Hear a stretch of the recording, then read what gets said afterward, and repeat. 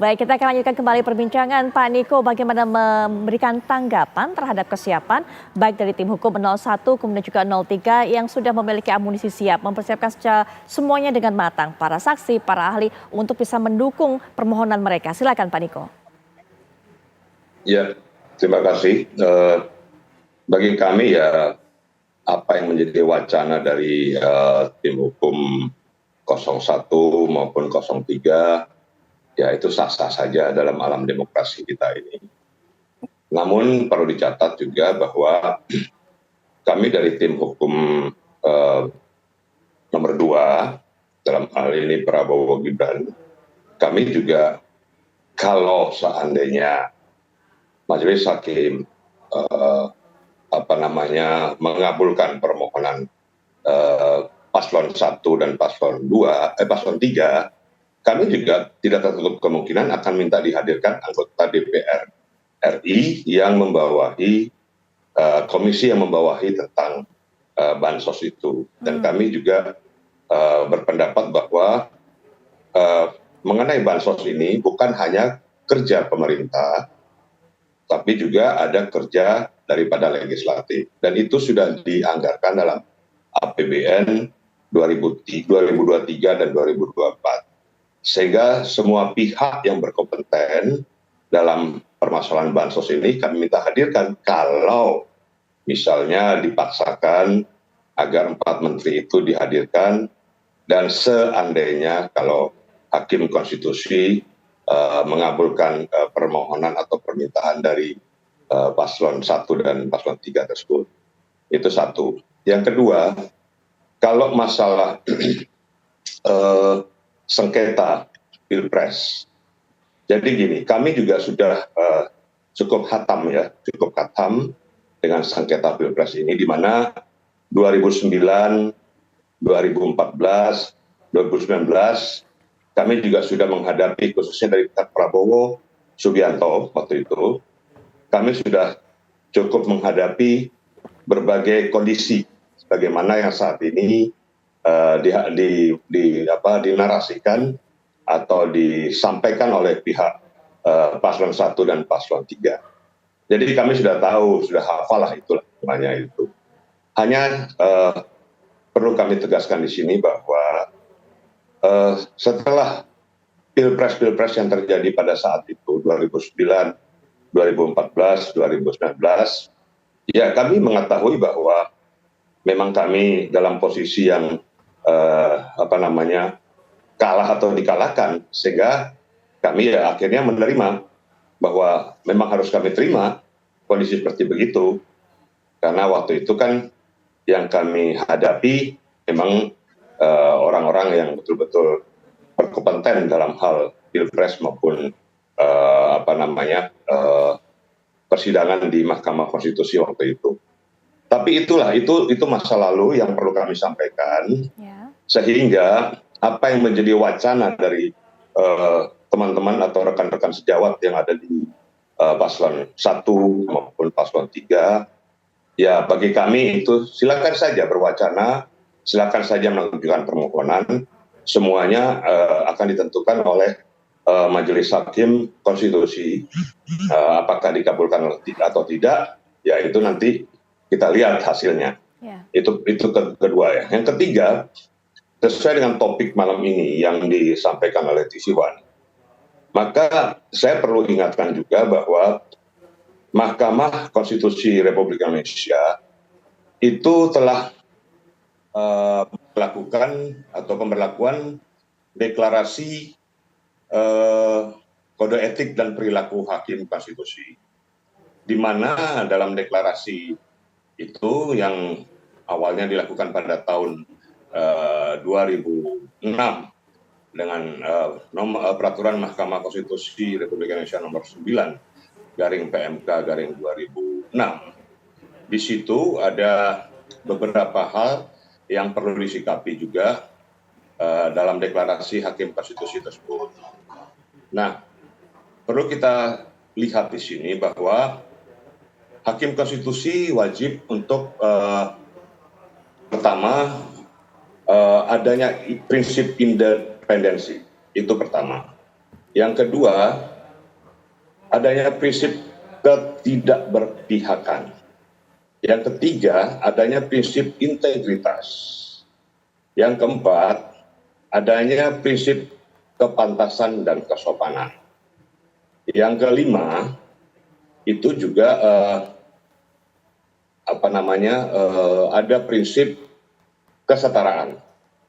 Dan yang keenam, ada prinsip kecakapan dan keseksamaan. Dan yang ketujuh, ada prinsip kearifan dan kebijaksanaan. Nah, berdasarkan 7 prinsip itu, saya yakin bahwa dalam menghadapi sengketa PHPU Pilpres ini, Hakim Konstitusi atau Majelis Hakim Konstitusi tidak akan keluar daripada prinsip-prinsip yang telah saya sebutkan dari di atas. Selain itu juga kita melihat bahwa perkara ini kan bukan perkara sengketa di luar PHPU Pilpres, di mana dalam Undang-Undang 7 tahun 2017 Mahkamah Konstitusi diberikan kewenangan hanya mengadili tentang perolehan suara, tidak lain. Sedangkan untuk pelanggaran demi pelanggaran yang terjadi, itu ada klasternya atau ada ranah dari Bawaslu, Badan Pengawas Pemilu. Sehingga apa yang disampaikan oleh rekan-rekan sejawat yang ada di kubu paslon 1 maupun paslon 3, ya saya melihat ini sudah over, dalam arti sudah keluar dari ketentuan yang diberlakukan di dalam Undang-Undang 7 tahun 2017. Nah, adapun seperti tadi yang dikatakan oleh rekan dari 03 atau rekan dari paslon 3, bahwa wacana atau permohonan itu dengan tujuan untuk menemukan atau refilling. Ya, bagi kami itu nanti tergantung hakim, korelasinya ada atau tidak, relevansinya ada atau tidak dengan perolehan suara itu. Jadi bagi kami tidak mempersoalkan itu. Silakan untuk memohon, kami juga akan memohon. Bila dikabulkan, kami juga ingin dikabulkan, bahwa kami ingin menghadirkan juga para anggota Dewan DPR RI dari komisi-komisi yang membawahi tentang bansos itu. Dan anggota Dewan ini kan di dalamnya juga yang membawahi komisi-komisi itu lintas partai, bukan hanya satu partai, dua partai. Tetapi ada juga partai dari kubu nomor 1, ada juga partai dari kubu nomor 3, dan ada juga partai dari kubu nomor 2. Saya kira itu yang perlu saya sampaikan, sehingga hal-hal yang saat ini berkembang dalam persidangan, ya kita ikuti saja. Dan apa yang menjadi permohonan dari pihak paslon 1 dan permohonan dari pihak paslon 3, kami sudah pelajari secara teliti dan kami juga sudah menjawab di dalam jawaban kami, keterangan kami sebagai pihak terkait. Nah, untuk saksi-saksi juga kami juga akan menghadirkan saksi-saksi kami untuk membantah atau untuk mengcounter apa yang didalilkan oleh pihak kubu paslon 1 dan pihak kubu paslon 3. Saya kira itu jawaban sementara dari saya. Mungkin kalau ada hal lain akan saya jawab kembali. Terima kasih. Baik Pak Niko. Kita tahan sampai di situ dulu untuk Pak Niko. Prof. Firman juga bisa berikan pandangan. Tadi sampaikan oleh Pak Todung memohon untuk dihadirkan ada 4 menteri, Menko Perekonomian, kemudian Menko PMK, Menteri Keuangan, kemudian juga Menteri Sosial membahas mengenai hal ini. Pertanyaannya apakah ini sesuai dengan prosedur? Karena ada juga yang memberikan pandangan bahwa bukan kewenangan dari MK untuk bisa menilai dan juga menghadiri hal seperti itu. Bagaimana cara penggunaan dari APBN itu? Ya, sebagai forum konstitusional komplain ya bisa saja alasan-alasan itu disampaikan oleh Prof. Todung dan Mas Heru Widodo ya dalam konteks mencermati atau memotret apakah kredibilitas, independensi lembaga pemilu dan produk pemilu itu bisa dipercaya atau tidak. Nah, Namun sekali lagi ini karena ada dalam referensi dikatakan judicial restraint, jadi ada keterbatasan kewenangan lembaga peradilan termasuk MK.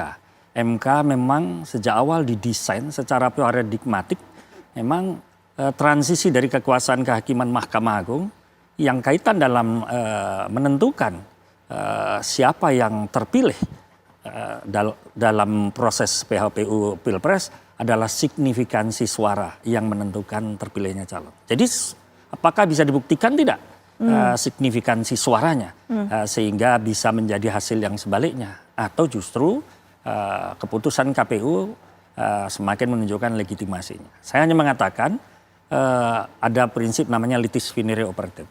Pada dasarnya setiap lembaga penyelesaian sengketa termasuk Mahkamah Konstitusi ada batas-batas wewenangnya, Mbak. Misalnya secara judicial fungsional, ya apakah penyimpangan-penyimpangan yang disampaikan oleh Mas Heru Widodo atau Mas Dr. Heru Widodo ataupun Prof. Mulya Lubis sudah secara fungsional tidak dijalankan oleh lembaga-lembaga pengawas pemilu.